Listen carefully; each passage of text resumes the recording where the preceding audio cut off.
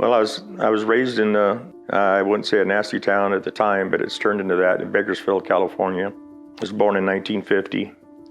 Normal childhood, nothing really special. I had two sisters and a half-brother.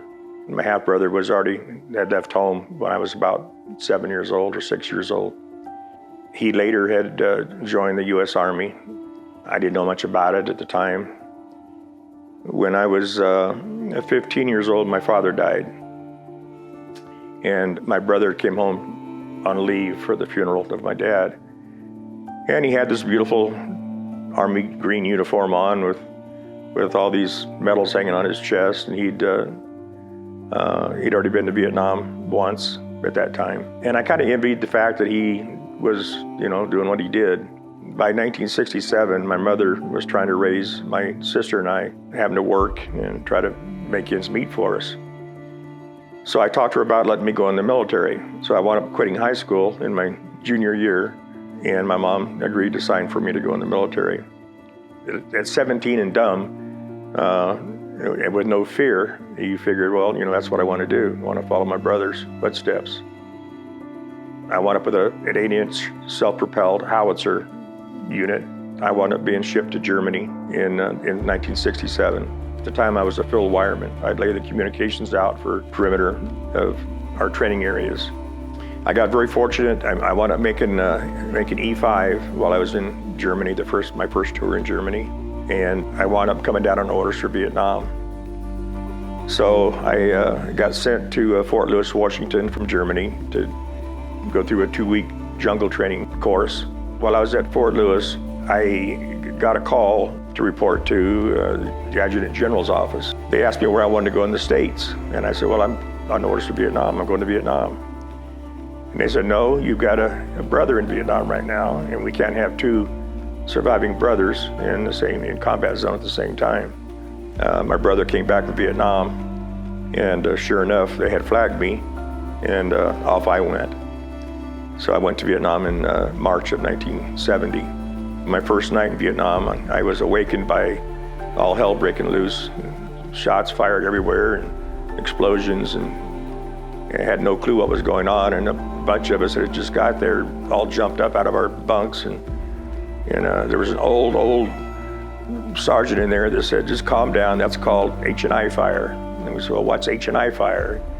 Well, it's harassment interception fire. They fire off periodically during the night to keep the enemy from sneaking up on us.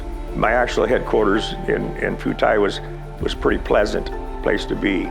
But most of our companies, our light equipment companies, our land clearing companies, were scattered all over, and like I said, in Pleiku and An Khe. And being the battalion communications chief, I was required to travel to those sites quite often. And their living conditions were nothing like what I had. Some of these guys were still in tents, surrounded by sandbags and protection. They'd come under constant sniper fire. And of course, us traveling to and from those places, we'd have the same problems. I wound up coming back to Vietnam in 1971 and wound up with a 30th Military Police Battalion, again as the battalion communications chief. Dealt with protests constantly coming on to the Presidio San Francisco. I didn't care for that duty. It was bothersome. So I put in a request to go back to Germany. I had a really good time my second tour in Germany. It was a good military career. When I got out, I never talked about Vietnam at all. I became in fact, I didn't even talk about being a veteran. I didn't. I just felt to get on with my life the best I could. And I got very fortunate. I got hired by the San Luis Obispo County Sheriff's Department. I really enjoyed it. It was like I'd found something in life. So I had put my veteran's status behind me. I never discussed it with anybody. It was hardly ever discussed at all. I was promoted to detective in 1986, after only being with them for just shy of 3 years. I wound up being assigned to criminal investigations instead of going to the narcotic task force. I spent the next 20 years with the San Luis Obispo County Sheriff's Department. A lot of cases in between that time that I had worked, a lot of homicides. I got to be pretty good at investigations.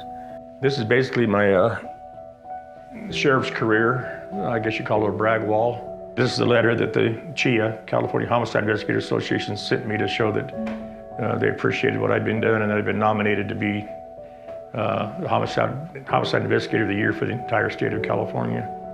I never realized that my veterans experience meant what it did to me and meant what it did to me in law enforcement. Because if it wasn't for my experience in Vietnam, and as bad as I hate to say it, but the death of people, I don't think that I'd have ever became the detective that I came with the Sheriff's Department.